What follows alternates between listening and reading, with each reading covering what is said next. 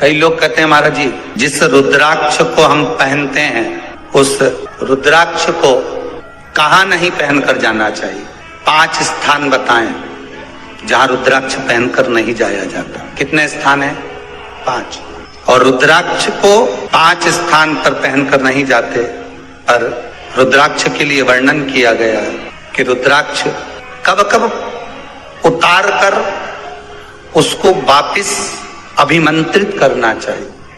5 जगह पहनकर नहीं जाना चाहिए और रुद्राक्ष को अभिमंत्रित करना मतलब सीधा अमावस्या के दिन, पूर्णिमा के दिन, शिवरात्रि के दिन, श्रावण महीने के सोमवार को, प्रदोष के दिन, ये दिन आपके शरीर में जहां पर भी रुद्राक्ष है, आपके गले में अगर आप रुद्राक्ष पहने हो, आपके हस्त कमल में आप रुद्राक्ष पहने हो, आपने अपने पास में कहीं रुद्राक्ष रख रखा है, तो उस रुद्राक्ष को अमावस्या, पूर्णिमा, शिवरात्रि या श्रावण का सोमवार या प्रदोष आदि, इस दिन उस रुद्राक्ष को एक बार दूध में धोने के बाद उसमें थोड़ा सा सरसों का तेल अवश्य लगाना चाहिए। क्या होगा उससे? उससे होगा क्या? शिव महापुराण की कथा कहती है, महाराज रुद्राक्ष को दूध में धोने के बाद, स्नान कराने के बाद जल से स्नान कराया, थोड़ा सा सरसों का तेल लगा दिया। महाराज क्या मिलता है उससे?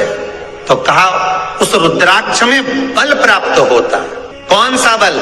जो शरीर के अंदर बीमारियां बढ़ती हैं, उस बीमारी को वो रुद्राक्ष धीरे धीरे समाप्त करना प्रारंभ कर देता है। पर एक और चीज याद रखना, जिस रुद्राक्ष के पानी को आप बीमारी के समय पर गलाकर पीते हो, उसमें सरसों का तेल नहीं लगाना। उसमें सरसों का तेल नहीं लगाना। उसको तो आप केवल स्नान कराओ दूध से, जल से, और फिर उसको गला दीजिए, उसका पानी आप पीना चालू कर दीजिए। जिसको बड़ी बीमारी होती है उसके लिए कल कथा में वर्णन किया रुद्राक्ष के जल। रुद्राक्ष का जल पिया जाता है शरीर के अंदर से रोग को, बीमारी को हटाने के, रोग बीमारी को समाप्त करने। तब 5 स्थान बता दिए, 5 जगह बता दी, 5 स्थान निश्चित कर दिए जहां पर रुद्राक्ष को पहनकर नहीं जाना। पहला, किसी की मृत्यु वाली जगह पर। दूसरा, जहां पर बच्चे का जन्म हुआ, मृत्यु आदि जगह पर सूतक लगती है, जहां बच्चे का जन्म लगता है वहां सावड़ लगती है। मतलब जीव जाने के बाद दुख का सूतक होता है, और बच्चा जब जन्म लेता है तो सुख की सावड़ रहती है। सुख की 2 स्थान। तृतीय स्थान, तीसरा स्थान दिया जहां पर वैश्यावृत्ति होती हो या महाराज मदिरा का पान होता हो, उस स्थान पर रुद्राक्ष को नहीं ले जाया जाता। चौथा स्थान रुद्राक्ष के लिए कहा गया, जिस स्थान पर आपको ज्ञात नहीं है और आपको लगता है कि ये स्थान अज्ञात है, यहां पर कई जगह पर कुछ जीवों की हत्या हुई है या किसी जीव को नष्ट किया गया है, उस स्थान पर रुद्राक्ष को नहीं ले जाना चाहिए। 5वां, महाराज आपके रुद्राक्ष का जहां अपमान हो रहा है, अपमान से समझ में आ रही है ना आपको बात? एक आय को ढोंग प्रपंच में पढ़ा है, कौन ने कहा इतने रुद्राक्ष धारण कर ले? कौन ने कहा है? क्यों ढोंग प्रपंच में पढ़ा? अगर हम रुद्राक्ष गले में पहन लेते और नारी का रजस्वला धर्म आ जाता है, रजो धर्म का समय आ जाता है, वो रुद्राक्ष हम गले में धारण कर कर रखते हैं, तो वो रुद्राक्ष क्या वो बेकार हो जाता है?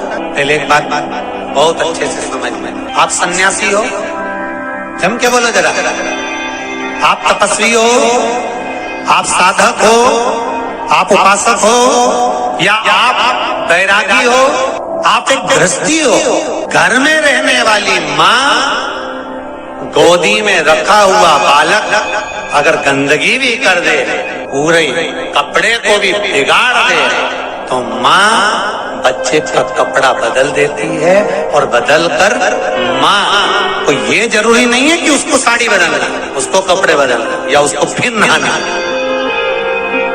बच्चा जब गोदी में होता है तो माँ की गोद में कितनी बार भी गंदगी कर दे, फिर माँ अपने कपड़े बार बार नहीं बदलती, उसी कपड़े से काम करती रहती है, उसी कपड़े से सेवा करती रहती है, उसी कपड़े से भगवान का पूजन भी करेगी तो भगवान स्वीकार करेगा। क्योंकि मातृत्व के लिए, माँ के लिए, नारी के लिए छोड़ दिया गया है कि तुम पर हाँ, आप अगर पूजन करने बैठ रही हो तो आपको ये 7 दिन पूजन नहीं करना। पर रुद्राक्ष अगर आप पहन रहे हो, रुद्राक्ष अगर आप धारण कर रहे हो और अपने जीवन की सार्थकता के लिए स्वीकार कर रहे हो, जैसे तुलसी की माला और रुद्राक्ष की माला गले में पड़ी रहती है, तो ये कंपनी का ट्रेडमार्क होता है कि तुम कौन सी ब्रांड के हो।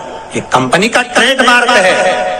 तुलसी की माला पहनकर प्राण छूट गए तो वैकुंठ चले गए, और रुद्राक्ष की माला पहनकर प्राण छूट गए तो कैलाश धाम चले गए। ये कंपनी का ट्रेडमार्क। छोटे रुद्राक्ष की माला, छोटा जो रुद्राक्ष होता है उसकी माला, कैंसर का जो मरीज होता है, अगर वो फर्स्ट स्टेज का कैंसर भी है, छोटे रुद्राक्ष अगर अच्छे हैं, 3 मुखी से लेकर 5 मुखी, 7 मुखी, 9 मुखी, 11 मुखी छोटा रुद्राक्ष मिल जाए, उसकी माला अगर पानी में डाल दी जाए और उस पानी को वो मन का ही डाल दो, उसी का पानी थोड़ा थोड़ा कैंसर के मरीज को सुबह दोपहर शाम श्री शिवाय नमस्तुभ्यम का जाप कर कर, पंचाक्षर ओम नमः शिवाय का जाप कर कर, शंकर शिव का नाम लेकर, महाकाल बाबा का नाम लेकर, विश्वेश्वर विश्वनाथ का नाम लेकर, केदारेश्वर का नाम लेकर, 12 ज्योतिर्लिंग का स्मरण कर कर अगर वो आचमन करना प्रारंभ कर दे तो कैंसर रोग में भी आराम मिलना प्रारंभ हो। केवल आचमन ही नहीं करना है,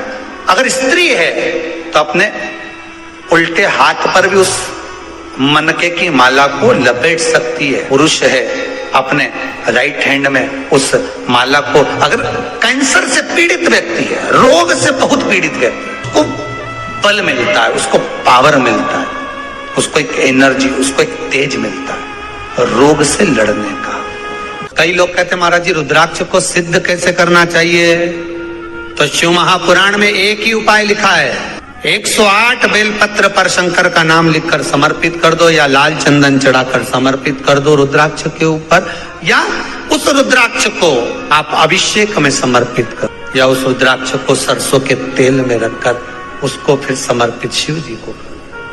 रुद्राक्ष को निकाला, शंकर जी के ऊपर रखा, शिव जी के चरणों में रखा, अभिषेक किया, उसको धारण किया। सिद्ध कैसे करना है, तो शिव महापुराण की कथा में एक संवाद बड़ा सुंदर लिखा कि रुद्राक्ष अपने आप में सिद्ध है। मुंबई में एक मेडिकल रिसर्च सेंटर में इस रुद्राक्ष के पानी का रिसर्च किया जा रहा है। आप लोग निकालना कभी, आप लोग तो उसमें निकलेगा आपको, उसका सेंटर का नाम दिया जाएगा कि किस रिसर्च सेंटर में निकाला जाएगा। तो